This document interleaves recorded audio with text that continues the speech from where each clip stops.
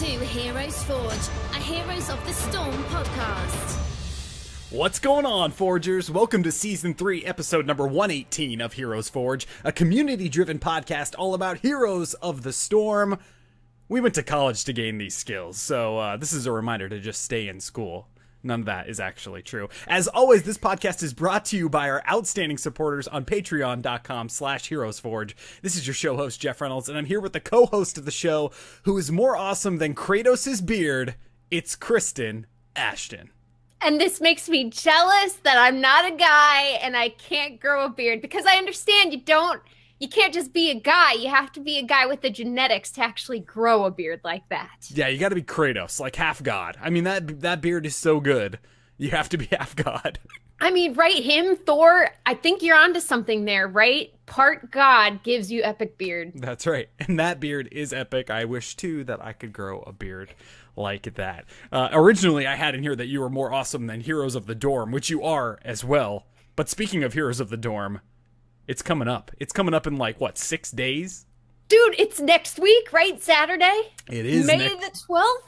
Next Saturday, and it's going to be streamed on Twitch. Make sure you check it out. This is the culmination of all of the weeks and weeks and weeks of qualifiers for all of these collegiate teams to go in and play games of Heroes of the Storm. Make sure you check it out next Saturday, and if you want more information on it, there's actually a website dedicated to it. It's heroesofthedorm.com. Check it out there if you haven't filled out your bracket already. That's the website that you go to. A little too late to fill out your bracket, but still, you can catch up on all of the awesome happenings and the journeys that these teams have made. All of the teams that you see on that page made it through an initial 2 rounds of qualifying to even get in that huge bracket. So there's a lot of support and a lot of cool stuff happening. Check it out. It's tons of fun. If you're going to the event, I opened up my schedule somehow. It was a miracle, and so I'm going to be there. So if you have any questions or you want to say hi or anything like that, I'd love to say hi to you.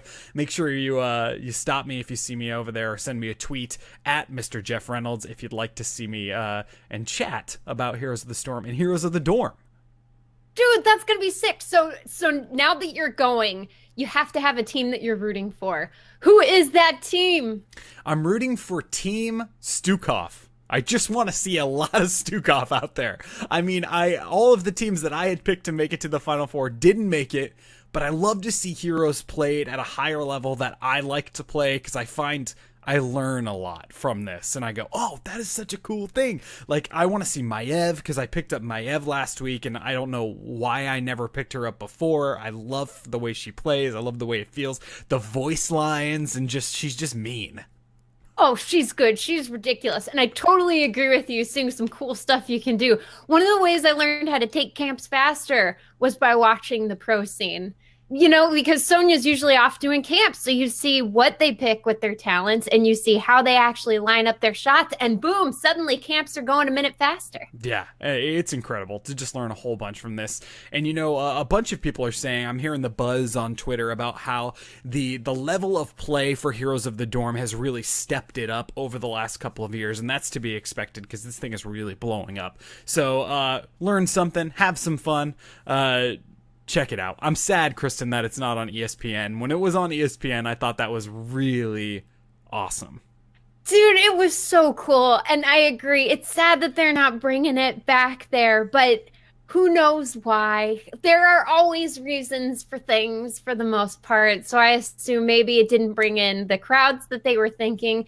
Maybe remember the weird pushback from the regular sports watchers. Right. Was a very confused and angry one. That's true. That's very true. But maybe someday, who knows? Maybe we'll get an ESPN esports channel. Anyway, the reason I liked it so much is because you could go anywhere. We went to a bar the first year and we watched it there. I mean, it was really, really cool. So maybe in the future, who knows? Speaking of the future, let's talk about the lore that is coming into Heroes of the Storm. Let's talk about all this dark Nexus stuff that has dropped in. I want to get your opinion, Kristen, what you think about all this fluff, basically, that's come into the game. I like the skins a lot, and I love the themes that they've introduced into the game. The red background with evil cliffs in the face. So freaking cool. You sign in and you feel like a BAMF even before the game gets going, and you realize maybe today wasn't the day to be a BAMF. At least you felt like it logging in. As for the comics, I'm not a big comic girl, so I read it. I thought the Lord was younger, and who's the old lady? Right. That's the question, right? But maybe those are supposed to be the questions, so wait, right? are you saying you thought he was younger? You were expecting him to be older? No, I was expecting him to be younger because his voice kind of sounds like one of those young 20-something upstart sorcerers who was born with this innate power. So they just are egotistical beyond. But here he's an older guy, kind of like Doctor Strange age, I would assume. Yeah. And kind of got a Doctor Strange look in some ways in this comic. I thought the comic was interesting. I thought that it's trying real hard to bring in like these Nexus crystal things and, you know, how these Nexus crystals affect what we're experiencing in the game.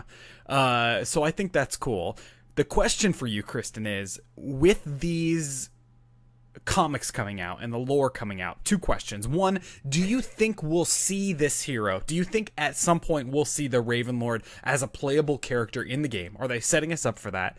And then the second question is, are we going to see more PvE content because of this? Like, can you imagine there being a Dark Nexus PvE brawl or PvE raid or something like that? Dude, right? Or a map that's based around these dark crystals activating. I want to say yes to both of those questions. That would be incredible. I think a Ravenlord hero would be a lot of fun because then we'd have that first official Nexus hero in the game itself. But I mean, how OP would he be on his own map, right? But also, we know the PvE maps are just beyond fun and a huge success. So absolutely, bring that in. Yeah, bring it all. I mean, bring it all on. I don't care. I mean, let's play it all. If I had to make a prediction, I'd say that maybe the Ravenlord would be a boss in some PvE content. Like maybe you make it to the end of this brawl or raid or whatever they're going to call it someday, maybe, if it even exists. And then when you get to the end, you have to fight the Ravenlord. That's what I kind of imagine happening, but who knows? Dude, and could you imagine the powers he would have? So instead of being one of those big Zerg monsters that pops out the little banelings, maybe he summons these crystal beasts like the ones we saw in the comic, and then you got to fight those while he's powering them up or whatever he's doing. Yeah, because they made a big deal in the comic about the guards to that chamber, you know, so and then he was just able to, you know, snap his fingers and those guards, you know, were gone, basically. And then he even says something like, "What guards?" Exactly. Right. We've got to establish this power level here, and it's pretty high. Yeah, that's the only thing preventing me from thinking that he may be a playable hero someday. Who knows? But check it out. Check out the comic. It's free. You can check it out on the Heroes of the Storm website. Flip through all the pages. It's not very long. It's the artwork is, of course, always great. And if I could draw, I'm telling you, I mean, it wouldn't even be... This is just very, very good art. So check it out. It's got a cool style to it. And I'm wondering if they're going to do different styles for each one of the comics that they come out with and the storytelling that they're using. There was a Q&A with some game developers or game creators, I should say, and they talked about how they're going to continue bringing content like this to the Heroes of the Storm community. So... if we learned anything from Heroes in the Storm in the past, what we've learned is that they're not afraid to dabble in every different type of art form, whether it is, you know, producing video content or comics or, you know, actual handwritten stories. And then even within those art forms, they're spread to different types. So if it's art and drawing, there's tons of different types of that. Yep, and that keeps it fresh. I think, and two, not only because it keeps it fresh, but the different types of art allow for different types of storytelling and character building and different emotional reactions. So it's really, really neat because hopefully they will kind of try out a lot of different things to see what the community really, really latches onto. Yeah, and you know, it's very interesting to me. I mean, knowing about the integrity of their business and the integrity of their characters that they create and all of this, you know, it's all related to this integrity thought where they're not afraid to say, yeah, go ahead and put Sonya and KT in an anime short. Right? I mean, that's not the style of the game. Or even if you take it beyond Heroes of the Storm and you put it into World of Warcraft, right? There are different styles for all of the content that they push like this. And so I think you're right. I think it keeps it really fresh and really cool. And who knows, maybe we'll see some more cool stuff at BlizzCon, which BlizzCon is, your friendly reminder, 180 days away, getting closer every single second. You can touch it, because you got to get the plane tickets now. Plane tickets are finally there. The hotels, you don't really have to worry about too much, because things open up all the time because people cancel and all that. But the tickets, you got to get those tickets. What is it? May 9th, 7 p.m. first round, and then May 12th, Heroes of the Dorm, 10 a.m.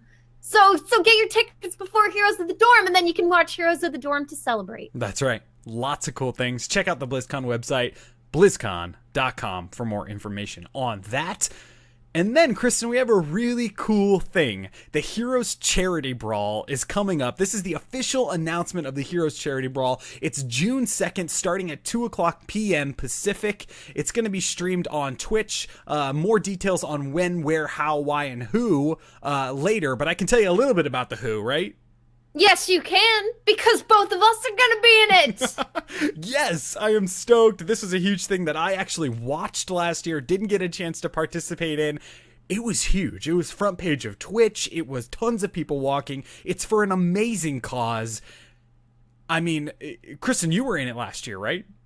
No, but, my other half was, so technically I was in it. I got to hear a lot of the background put together. That's right. So, yeah, I mean, I guess, yeah. But, yeah, it's a wonderful, wonderful cause. It's a Make-A-Wish Foundation where you help kids achieve their dreams. So that will be all day, about 2 to 5 or 6 p.m. Pacific, maybe even longer. Lots of crazy games, crazy maps. There's going to be some giveaways, and Blizzard is all for supporting this. Yeah, it's going to be awesome. Put it on your calendar, June 2nd, which is next month. Can you believe it? Next month, June 2nd, and then we'll be about halfway through this year, and then you can say goodbye to 2018. And hello 2019. Oh my gosh, it's crazy how time flies. We also have another really cool announcement. If you didn't listen last week, you didn't hear this, so we're going to say it again this week. Kristen, we are starting a new project. Yes, we are. Tomorrow, 5 p.m. Pacific, over at my Twitch, twitch.tv/DreamDestroyer, DRMDESTRYR. We are starting a movie show, Talking Pictures Alliance. And we're going to be talking about The Matrix for our first movie. That's right.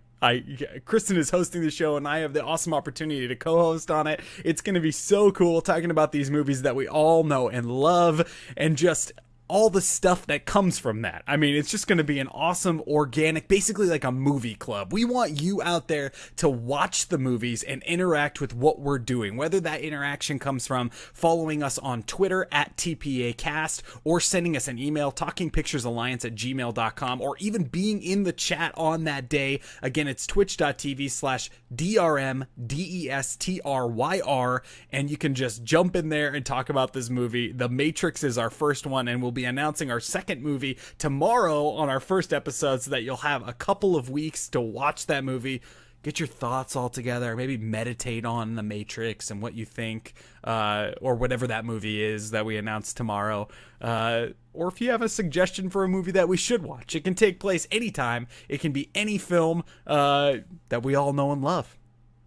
Yeah, it totally can. And we've already got some wonderful comments about The Matrix that came in this past week, which I'm really excited to share on the show. But yeah, it's going to be a ton of fun. We're going to talk about why we love these movies. The important, the things that really draw us to cinema. That's right. And I mean, yeah. Absolutely. I'm not going to start talking about it because we're going to talk about it tomorrow, May 7th at 5 p.m. Pacific. I was this close, Kristen, to be like, okay, let's get into this. Yeah, right? But we have a different thing to get into, don't we? Yes, we absolutely do. So let's do what we're here to do, and let's forge. Let's forge.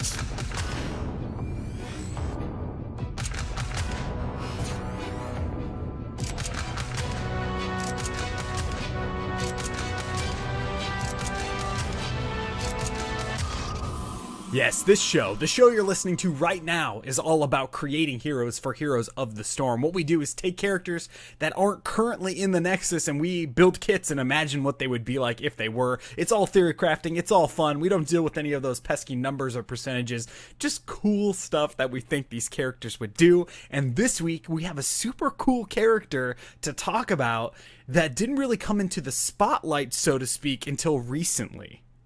Yes, with the Witchwood expansion with Hearthstone, Tess Greymane came in as one of the main characters you can choose for dungeon runs, correct? Yeah, that's right. And she's also a card in the game, a legendary card that you can get.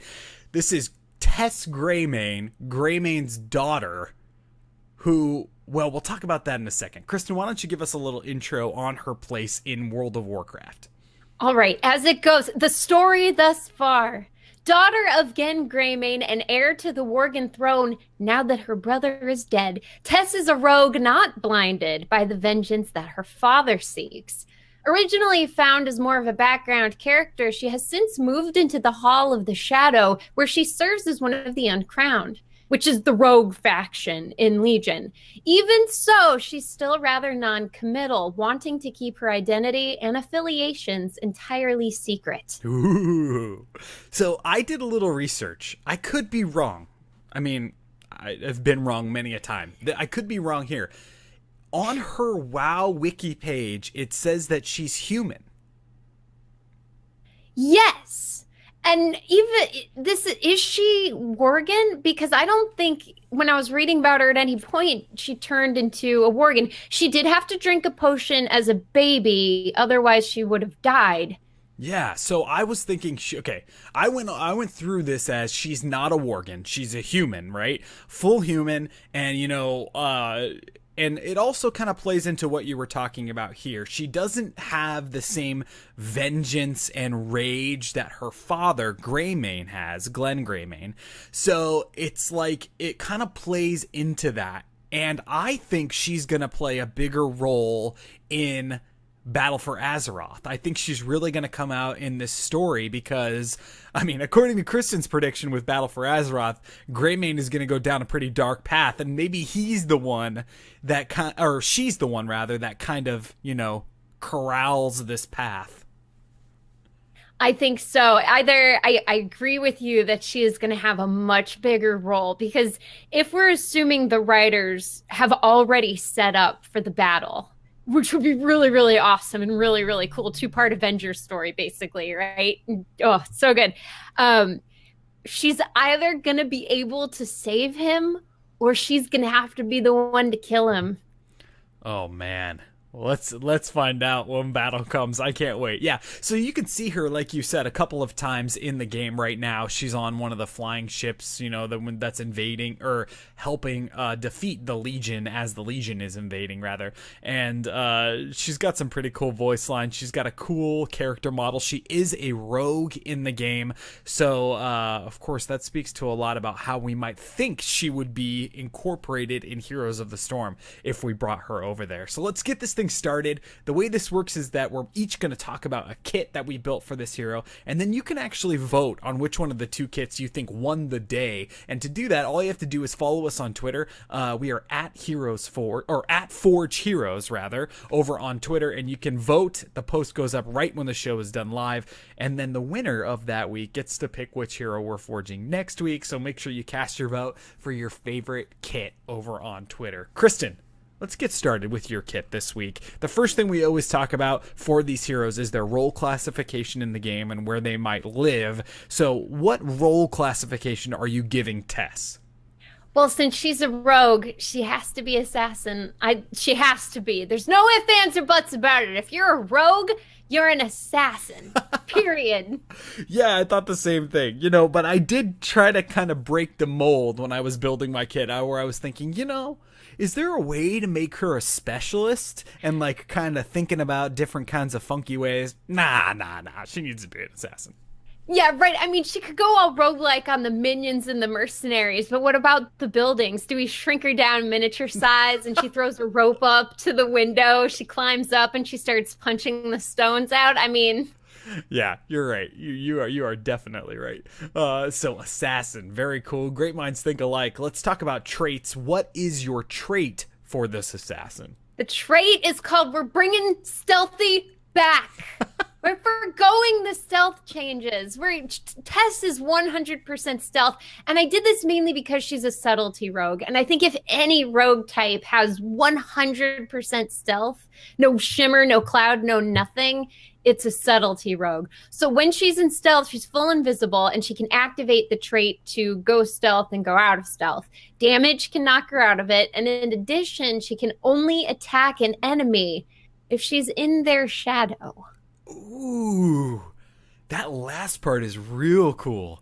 Oh, this is cool. I got questions about both parts of this. So the first part with the full stealth, right? We've talked about this before on the show, and I want to get your thoughts again on the place that the game is in right now, with two things again. So the first thing is, how do you feel about adding more stealth characters into the game? Like there are a bunch of stealth characters now, and I can tell you that my most frustrating thing is playing against stealth characters because I just need to get good, right? I need to learn to play basically, and be able to defeat these stealth characters. And also, do you think there is a place in the Nexus right now for a full stealth hero like this because they took away that full stealth ability? I think there's always a place for more stealth heroes, but I understand not wanting to go too far off the deep end, right? Because if you have too many, why? Why? Stealth characters are supposed to be few and far between. Not everybody is gifted with this kind of a thing. And as for total stealth, yeah, I think the clock's going to be rewound at some point with the release of some stealth character. Who's going to have 100% stealth because suddenly that's a thing in the game. Yeah, maybe they're building for the future, right? So they have these hero ideas where they think of someone like Tess that would be full stealth, and then they think, well, everybody's full stealth. Well, what we've got to do is we got to take everybody, change the way that they interact so that we can make Tess feel like Tess. And maybe it's Tess, maybe it's somebody else, who knows?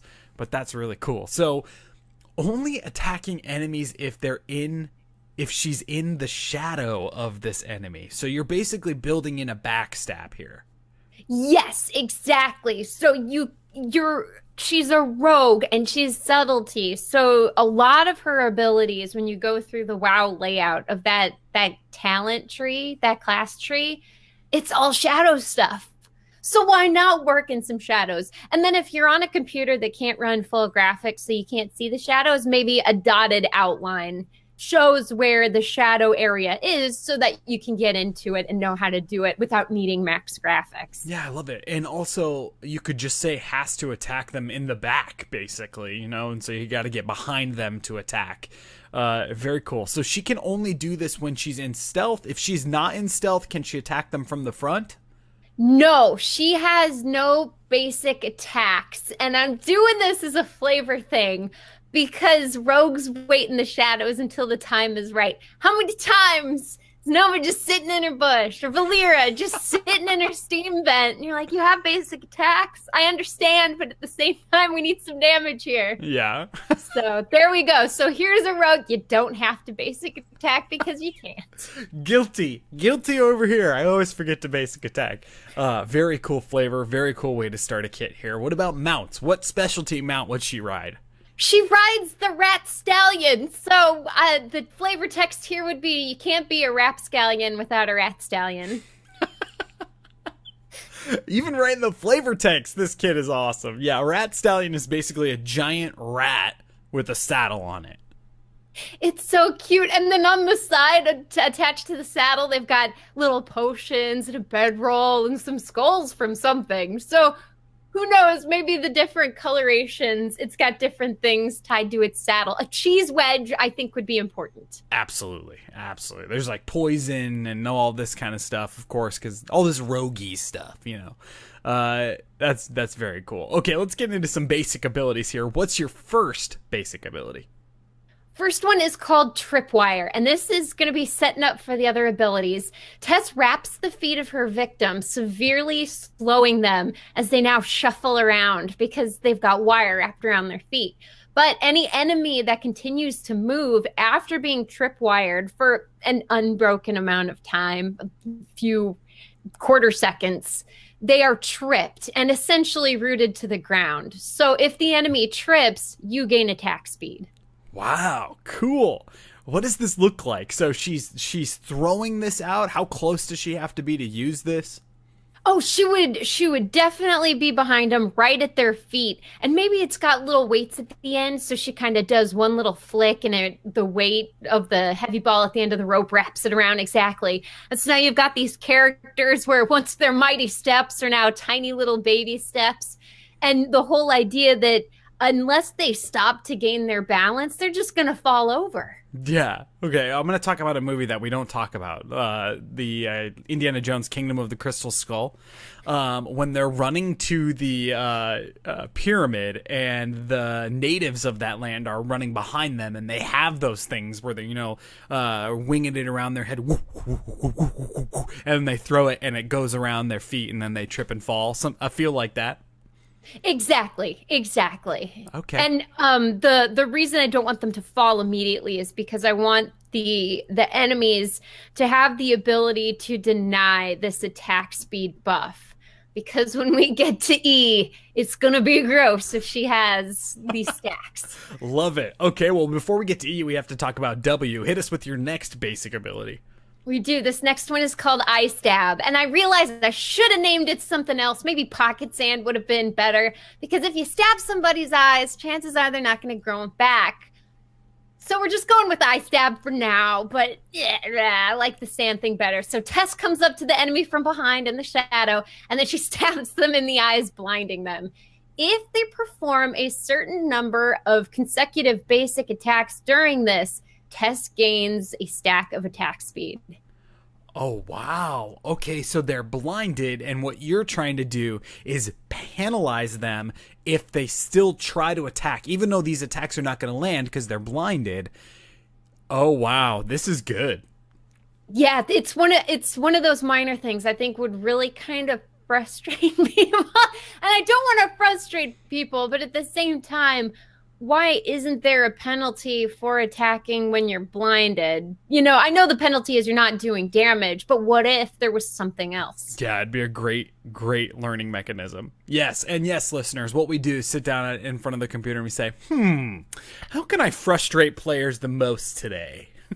What would I personally rage at? Oh, yes, let's scribble that down. That's a good one. I actually do that, right? Like, because I'm, especially with this, because I'm like, okay, what am I not going to want to do? And like, your kid is a perfect example of that. Like, there are stealthies that don't auto attack, so I'm just going to take those auto attacks away anyway.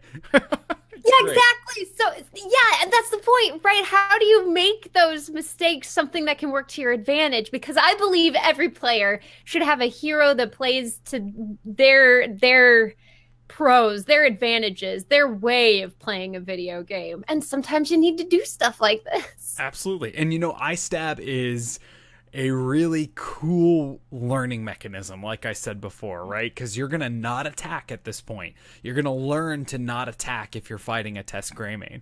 Now, the thing is that if two Tesses go up against each other in a mirror match, you're not going to have that problem. Exactly. They'll both be blinded. They'll both be tripping all over the place. It's going to be a hilarious mess. It's going to be like those Nova brawls. No one knows what's going on, but it's fun. Right.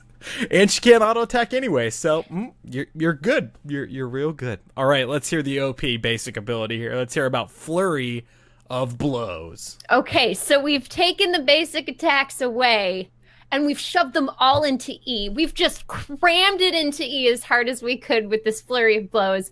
This is the final basic ability, and it lets loose a volley of dagger stabs that lasts indefinitely. It goes until Tess decides to back off or, cancel it on her own grounds, and it stays active unless she herself turns it off, she dies, or she runs out of energy. Okay. This says rogue to me in a whole bunch of ways, right? Because rogues, and I said this on the show before, I rolled a rogue because I really want to play a rogue because I think that RP is real funny and real cool, right? So when I rolled it, I started out, bam, as soon as I could, I went outlaw because I want to be a pirate. Who doesn't want to be a pirate, right? So I've leveled all the way to 94 as an outlaw rogue. And I love it. I never touched subtlety. I never touched the other one that I don't even know the name of. See, I don't even know the name of it. So the thing about it is that these finishing moves are a big part of playing a rogue. And this feels like an awesome way to incorporate a finishing move into a basic ability. You're adding a little bit of Cassia Frey or whatever that ability is called, where she launches herself in and then just keeps stabbing, but you're making it last indefinitely, so it's more dangerous for both parties. Yes, exactly. Because you're visible throughout this entire thing. So you could, I mean, if the enemy team is smart, they're immediately going to target you and you're just going to blow up, because we can assume a rogue's health isn't going to be anything. If anything, it'll be on the low end to make up for all of this explosive damage. And that's the thing, right? Explosive damage. And how great is it to be a rogue and you just stay on your target when you decide the time is right and someone needs to die. Right, and that's a total frustrating stealthy thing.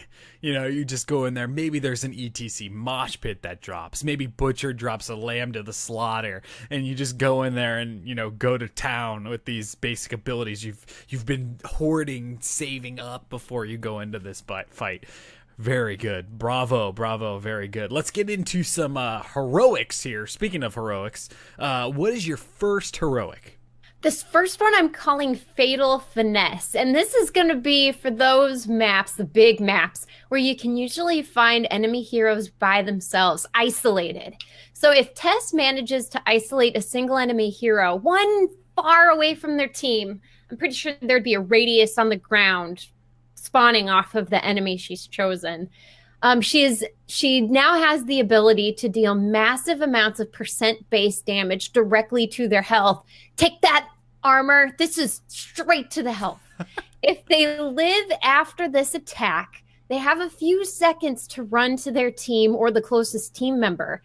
If they make it back, Tess can't attack them again for a certain amount of time. If they don't, it's because Tess finished them off. Oh, this is real cool and awesome, right? Because one of the things, I mean, we were talking about it at last BlizzCon on the Con Before the Storm panel, that's frustrating about this game is that, you know, specialists doing specialist things, right? I'm playing with my buddies and he's showing Nazebo and he says, how do you feel about me playing Nazebo? I'm like, I feel good about it if you're not going to do a whole lot of specialist things, right?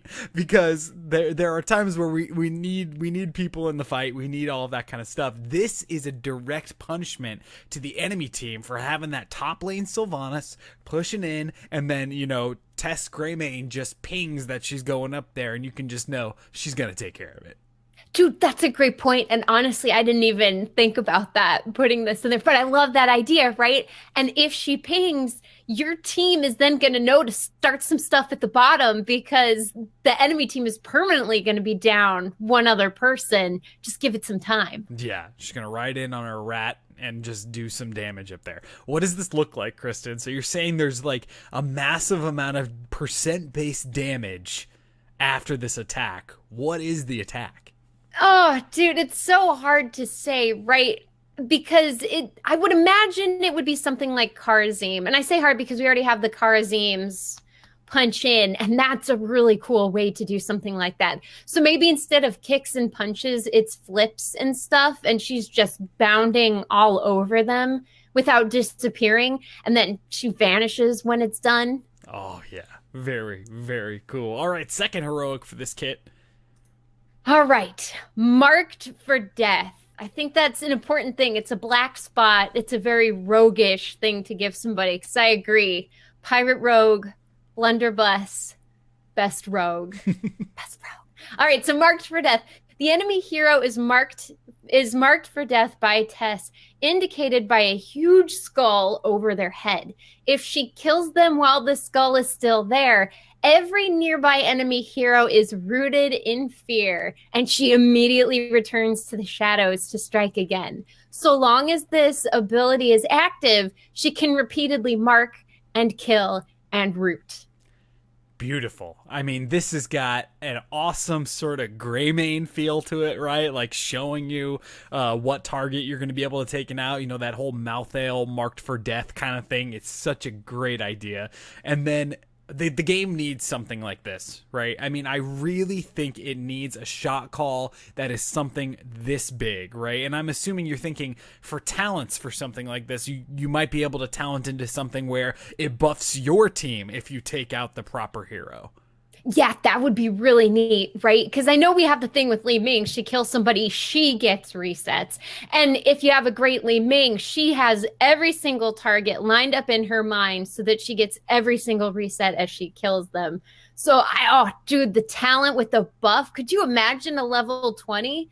Well, the mark lasts longer, the root lasts longer, your team gets increased attack speed and movement speed if everyone kills the same person. Yeah, I like to imagine that when Blizzard is creating these kits and they're doing the talents, that when they get to 20, they relax and they say, all right, let's talk about 20. This is the fun tier. We can do whatever we want, and it can be, you know, like OP, it can be this thing, because, you know, the game should be over a little bit after 20. So, yeah, that would be really cool. This is great flavor. This is great. In her backstory, it talks a lot about how she would be a perfect commander and is in the next in line after Greymane falls. So this has a commander feel to it. This has a really good Tess Greymane. I mean, this is very, very good, Kristen. If you had to sum up this whole kit, what do you say? Knife to meet you. The accent. And then you pass the shank back and forth. It's one of her funny lines. It's great. I love it. Very cool. I mean, just putting it all together, the fact that she's 100% stealth, and she is going to pay for that because she can only attack you in the back. And then, you know, she's going to have tools that help her get that damage in once she gets into position, being able to trip you, blind you like a majorly awesome blind.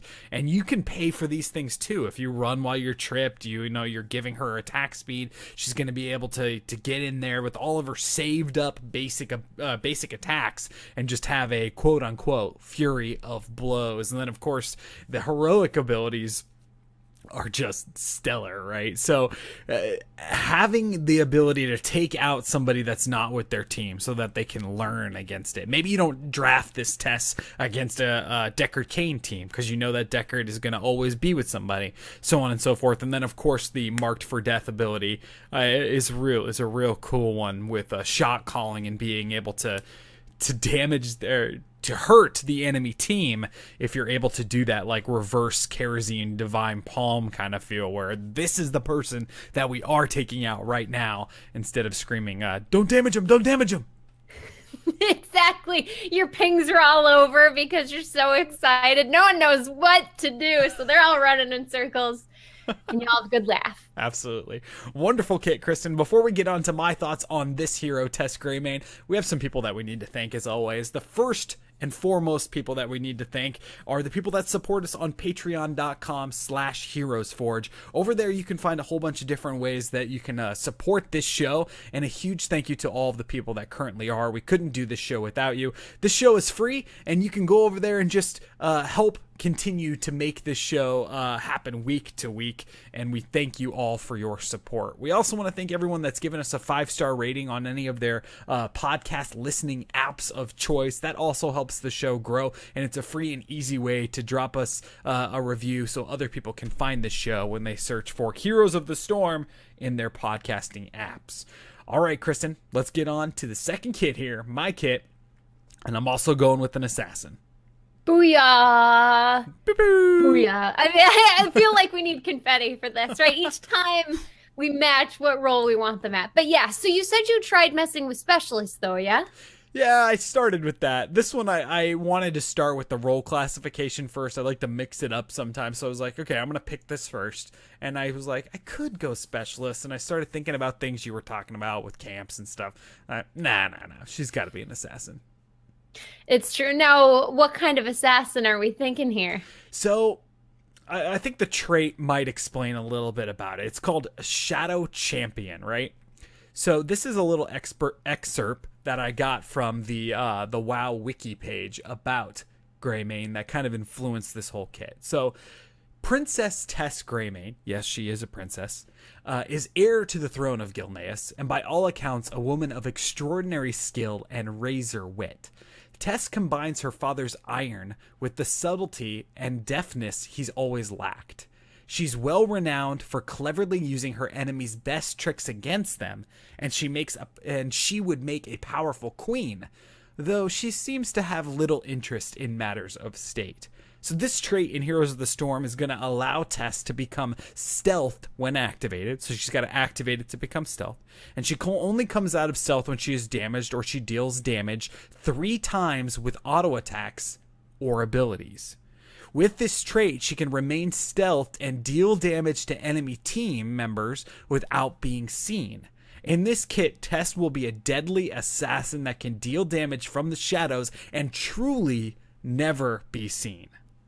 Yes, man, that's it, right? This whole subtlety thing she's described as you're not supposed to see. You're supposed to be dead if you see her, basically. If a rogue shows herself, that's it. You messed up somehow. So I really, really like this. Okay, so assume you're attacking and you almost get to the 3 times that would reveal you. How long do you have to wait before you can start attacking again while staying stealth? You gotta go attack something else, wait for the cooldown to go, and then you can use. So you're really tied. Your hands are tied with this. And there would be a little symbol, in the bottom right-hand corner, like a Leoric skeletal swing thing, that would tell you which one of the attacks you're on. So you can know going into a fight, oh, I already have 1 attack, so I can only do 2 before I'm revealed.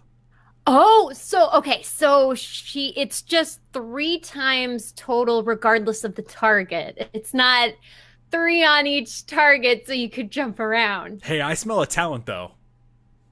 That would be incredible. Could you imagine? I mean, you'd have to be just all over the place, but what rogue isn't, right? Right. Yeah, so you got to really know what's up. And then of course it would combo with some of these basic abilities. So for the mount, another great minds moment. I thought the Rat Stallion, this is something she has actually been seen riding in the World of Warcraft. So the Rat Stallion it is, but these basic abilities kind of gel, or at least I hope they gel with the trait. So this first one is called Shadow Strike.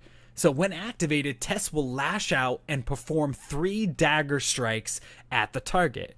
These strikes deal a great amount of damage. If Tess is stealthed for the entirety of these 3 strikes, aka hasn't attacked at all before activating this, the 3rd strike stuns the enemy. So you're even prepping more for this ability. Perfect. I mean, that's the rogue thing, right? You have things that happen if you meet these certain criteria. And I mean, we even see with Valeera, right? Her stealth, non-stealth capabilities change. So how do you do that without giving her 2 action bars and changing those abilities? And I think this works great. Man, they did a great job with Valeera. I mean, didn't they? She is so cool. Like the sound effects, the kit, the feel of the combo points, the stealth and unstealth, the 6 basic abilities. I mean, it is a awesome character. So it was hard to compete with something like that because it feels like a rogue.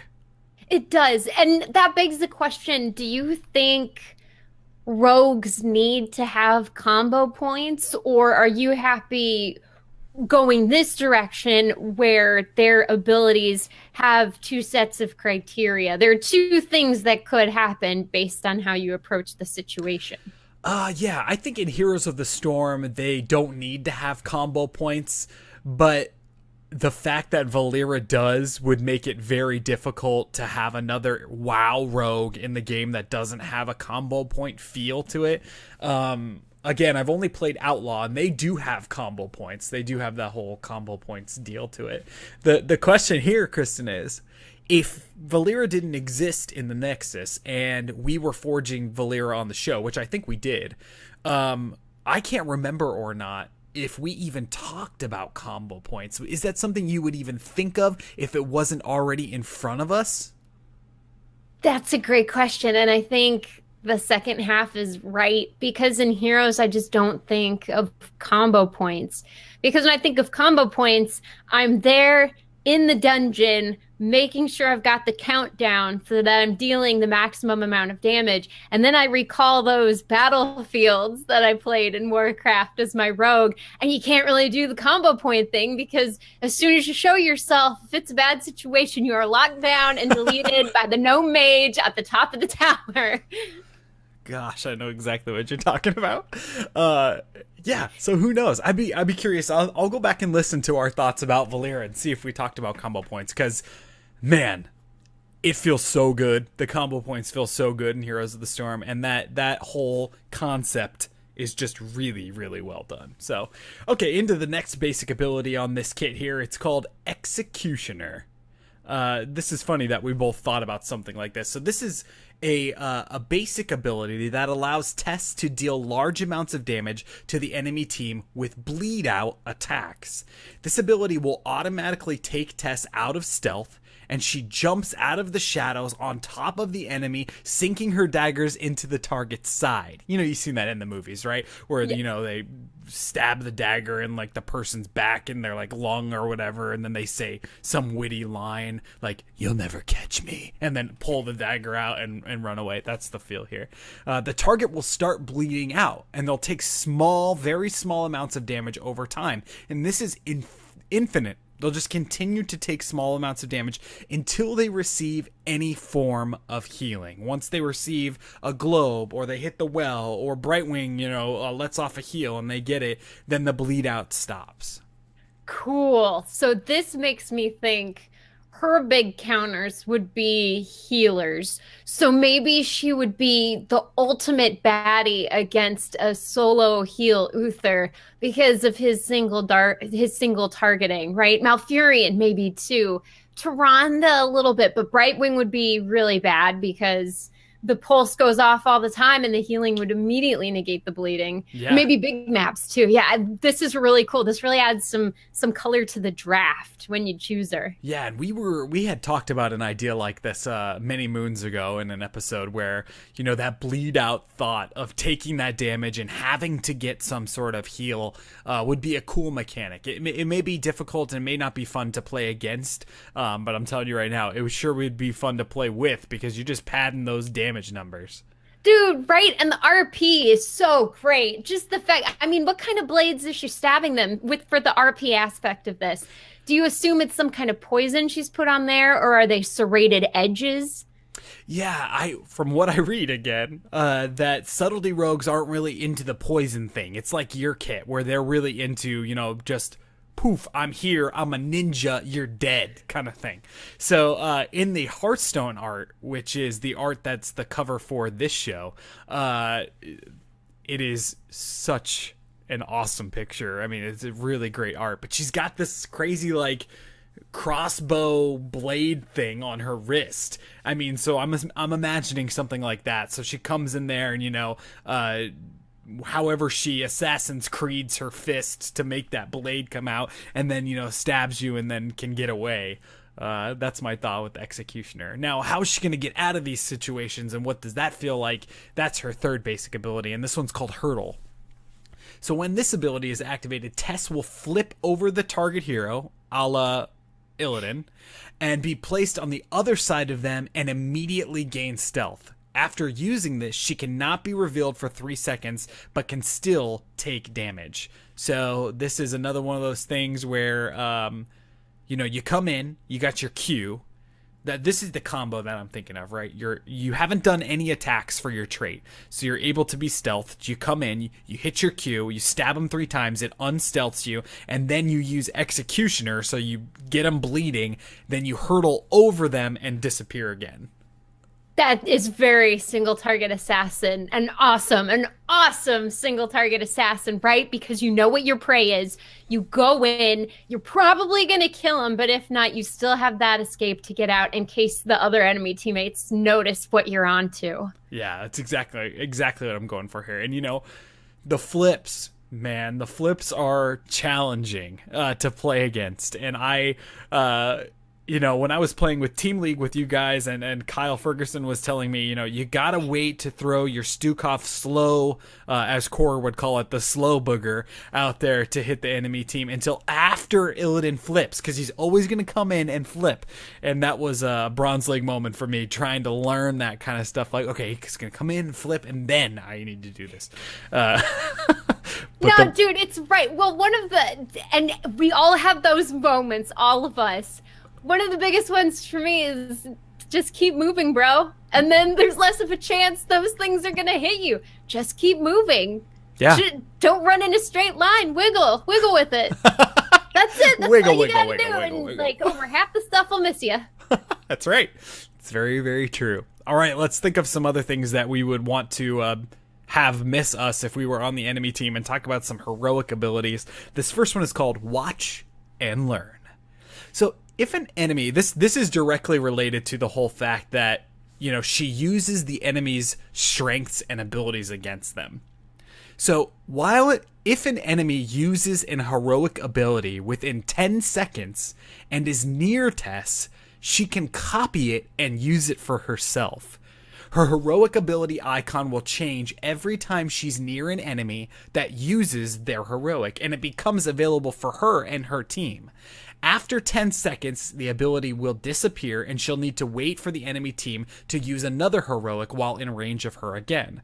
So the range of picking up a heroic will be large, and from the shadows, she might be able to pick up just the right heroic to turn the tide of battle. So it's going to be constantly rotating heroic, and you've got to be aware of which one you've got. Dude, that's a fantastic way to incorporate the Hearthstone card. For the life of me, I couldn't even figure it out, so I put it to the side, but this is great. And I love the fact that you've given her a big range with which to do it. So maybe if she's going in not stealthed, like that, because then she could use that heroic in stealth, right? If she's not at her cap. And they wouldn't even know where it's coming from or what happened. Yeah, like ETC slides in, catches your 4 teammates in a mosh pit. Bam, your heroic becomes mosh pit. You can run in, maybe even hurdle over ETC to the other side or whatever, and then you can use your mosh pit. I mean, talk about the esports moments of something like this that could happen. Dude, it would be amazing. Crowds would go wild and oh, gee, you know how it gets with games. Lots of other terrible but wonderful things would happen. You know what I saw? Yeah. You know what I saw in a game the other day that made me smile? A Tassadar wall. Yeah? I hadn't seen one in a really long time. That's a good point. Yeah, Tassadar isn't really what he was even a year ago. And that's not to say the hero's not what he is, but in play at least. Yeah, and so I saw a Tassadar wall and I thought, oh, there's a Tassadar in this game. Right, you forget about those wonderful things, like Kerrigan's, too. But, I really like Kerrigan. I never stopped liking her. Yeah. She just fell out of the meta. That's right. Well, maybe you can steal one of those Tassadar walls or Kerrigan. It's not called Metamorphosis. It's called something else, where she goes all stormy. Psionic Storm? Ah. Maybe. It's cool. It's such a cool animation when she lifts herself up into the air and all the storm is lightning striking. Maelstrom. That's Maelstrom. It. Yeah, that's a cool ability. All right, second heroic. There's a little pun in this title. It's called See You Around, Kid. So when activated, Tess will begin to plan her escape from a sticky situation. While active, Tess is unable to be reduced past 10% health for a short amount of time. When she hits 10% health, her toon will burst into smoke with the next hit, and the player will have 3 seconds to select a random location for her to respawn. She respawns with 20% health and is ready to retreat or enter back into the battle. Sick, dude. This is the hero's realization of when you do that in Warcraft. When it's really bad and you just gotta go invisible and you drop threat and you get out of dodge and you usually get move speed to do it too. Oh. Yeah, it's like a Shadow Meld meets a Luke Skywalker Kylo Ren battle. I wasn't actually really here. You've been fighting somebody that wasn't actually here. Kind of feel that I wanted. Dude, I like that. Wait, so does that... Oh, okay, so here's even more color that would this be cool. So I'm not even here. Does her body kind of sit around there still fighting the dude while she gets this invisible thing as she runs away, and then it disappears into smoke, but she's already back and healed 20%? Yeah, so that's great. Tell me what you think about this. Both of these are wonderful. Yeah, this is the way I was thinking it would work. So you're attacking, you're fighting, you're attacking, you're fighting. And then the feel that I wanted to have would be the enemy swinging their sword. And when they swing it through, it kind of just goes straight through a smoke cloud. Like, what? Who was it? And then, you know, up to a second or two later, she just pops up in a different place. And I actually think that in that time frame, she's using rogue magic, whatever that is, and is disappearing, like a whole phoenix off the battlefield disappear kind of feel. So you're not navigating to a new spot, you're picking the spot to reappear. Yes. Yes, yes, yes. This is so Warcraft rogue. I love it. You can't not love this. It's the Warcraft rogue thing. You don't know how many times I've used that ability to do this thing, and it feels so good. And this is so nice too, especially if you're up against a team that's really good at hunting you down and you need that escape. Yeah, and it's guaranteed you're not going to die from the person that's currently attacking you. Now, you place yourself in a bad position, you've only got 20% health, and I figure that she's going to have a health pool kind of like a Vala feel, so not super beefy, right? So you're still going to want to be careful if you decide to do that, but if you do that and your trait happens to be available, then you could stealth right after you reappear and then just go right back into the fray. So that's basically my assassin build for Tess here. I mean, using that whole thought of using the enemy's best tricks against them with this stealth, and you're not going to be revealed unless you attack 3 times or get damaged. Then, of course, doing things like shadow striking, doing massive damage and possibly stunning the enemy, executing the enemy, you know, that whole... I don't know why I keep thinking of Liam Neeson. Is there a movie where Liam Neeson gets stabbed or something? That's so big. There are a lot of movies where Liam Neeson gets stabbed. That's like the vaguest comment ever. Like, is Liam Neeson in an action movie? That's the only way you can get it a little more vague. I mean, I know there's that one, The Gray, where he tapes broken bottles to his fists. And listeners, don't watch The Gray half-heartedly. That is a very emotionally intense movie. It's good. It's really good, but you're not going to walk away smiling. No, and that movie has the most, what I imagine to be the most realistic plane crash scene at the very beginning.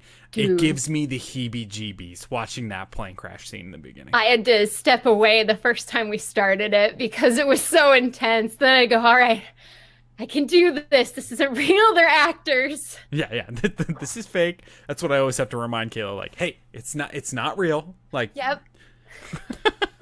There are cameras all around. They've got lights shining down. There's probably a green screen somewhere. So that is basically my kit here, and I think we had a lot of the same thoughts. We're having a great question come in from chat asking us if we think that they need to improve the game before they release new heroes into the game. I know this is a common chat that the Heroes community has, right? We even heard it at BlizzCon last year when we were talking about what heroes we might be seeing, and then some people in the community were saying, I'd like to see no new heroes, and I'd like to see them improve the game a lot before they start releasing things. My personal opinion on this is that they are sort of gearing themselves up to go down that path, right? They said, we're really going to focus on hero reworks. We're really going to focus on, these thematic events that don't always have to have a hero release with them. I think that is a super healthy place for Heroes of the Storm to go, because we're still going to have those moments like Deckard Cain, like Phoenix that we've seen. But then we have the ones where things that people are, frustrated about in the game, a la Raynor, a la these characters that need help, are going to get that help, but we also get a little taste of that flavor with it. Yeah.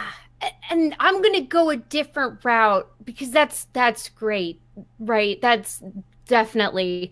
But my question is, what do you mean by improve, right? That is a very vague term, especially when we're talking about a collaborative project where there are a lot of different aspects that go into creating this thing. So if you want to offer um, positive critiques for improvement, you have to be able to put into words what those improvements are you'd like to see and why you feel it would be better for the game. You know, because I don't think it's anything wrong to say that there's a lot of vitriol in the community, but that's every community, right? You have some really positive stuff and just as negative stuff coming out.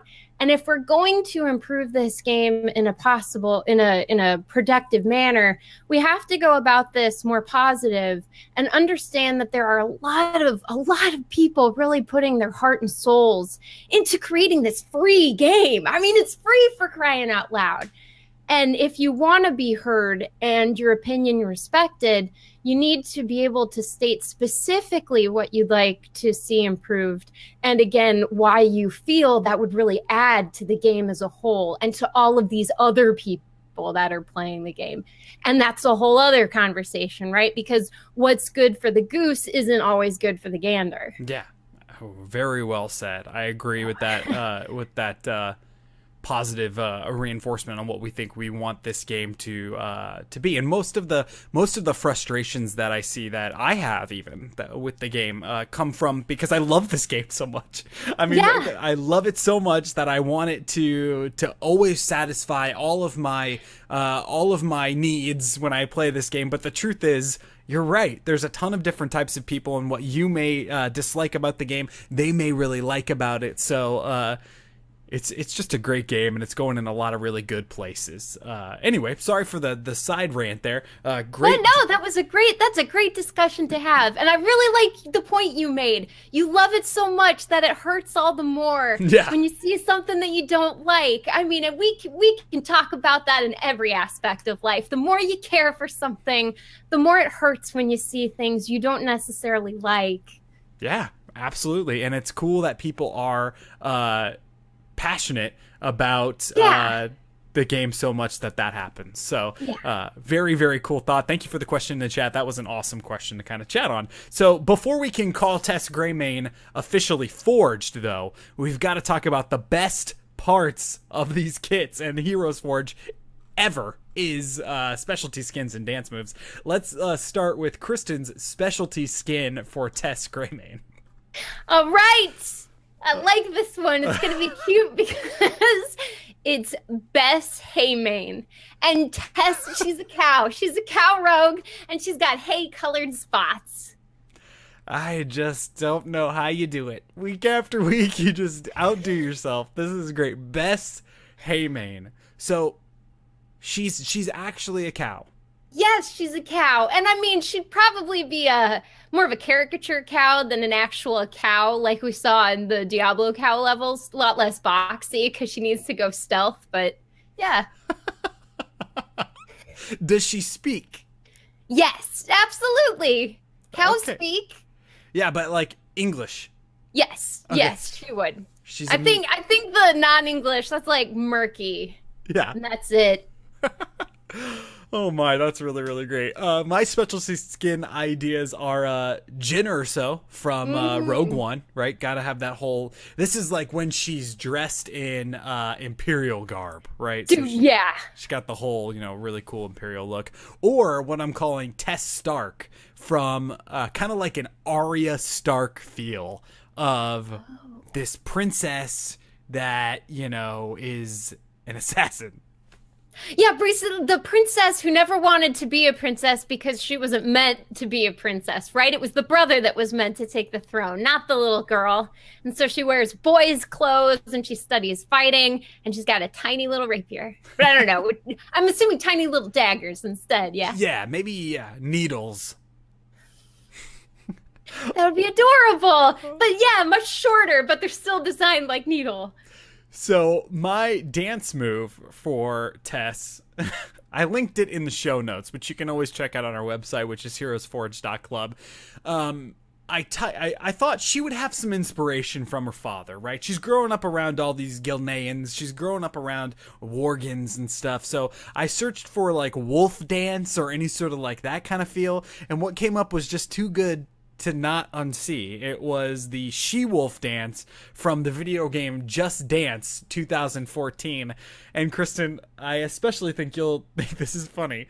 This link will open up into a video of this she-wolf thing, which is a dancer that is dressed like Elsa, and she's doing this whole Elsa dance move, and she ends the whole thing flying on a magical glacier through the world, which has nothing to do with Tess Greymane, but I had to put it in. Dude, I watched it. And I had to ask, have you been playing Just Dance? Is this got this on? Listen, I'm gonna have full transparency here. I love to play games like Just Dance at like parties after a few beverages, because I think it's so funny to watch people try to dance, and I got nothing to lose, so I get up there and I'm like trying to dance. But this Elsa on a flying magical glacier was something that I would probably never be able to do that. Dude, it's magical, and I love it when she starts to break it down, because there are these wonderful moments where she's doing this robot thing low to the ground, and then she just loses her mind and goes. It's a thing of beauty. Yeah, it's great. So that's my dance. What about you? I was thinking she'd be a wallflower, because she doesn't want her dad to find out what she's up to. At least that's what I'm assuming. So she would try to kind of quietly hide by a wall and not be noticed. She doesn't want to dance for you. She's a subtlety rogue. Come on. She's subtle. Exactly. I love it. That is very cool. Awesome kits all around, awesome dance moves and skins. We can say that this hero was officially forged.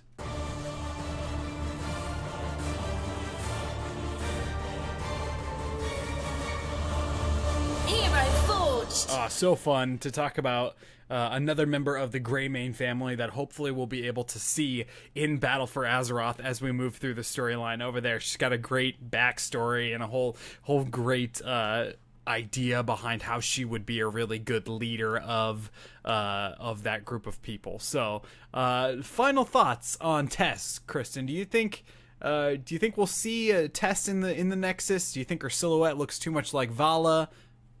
Now that's a great question. I don't think anytime soon we'll see here. Now, maybe when Battle for Azeroth releases and predictions are proven true, she'll definitely make her way in, right? Whether she corrals her father or kills him, whichever. I definitely think there's stories set up there that I'm really excited to see play out, and how they could link that then to Heroes. Absolutely. Okay, Kristen, here's a question, a prediction question. Battle for Azeroth is going to be a huge release. So when that releases, let's assume that Heroes may do some sort of Battle for Azeroth event or, hero. Who is that hero do you think we would see if Battle for Azeroth had a specific hero brought over to the Nexus? If it's a hero, it's either probably going to be a Tauren or a Draenei, maybe both. If it's not a hero, it'll be a map. Oh yeah, maybe both. How cool would that be?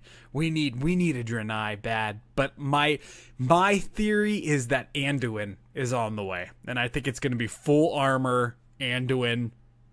I mean, I know you're not an Alliance fan, but that lion helmet is just baller. No, totally. And I'm not one to scoff at armor. There's some cool stuff over there, right?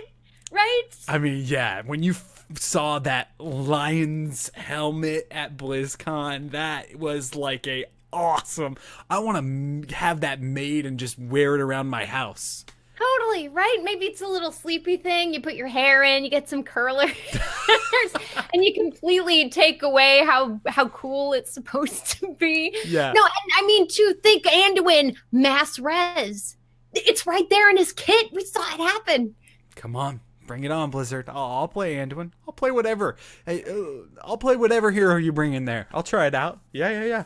Very cool. Well, that was Tess Greymane in our episode. Kristen, where can people find you on the interwebs when you're not here?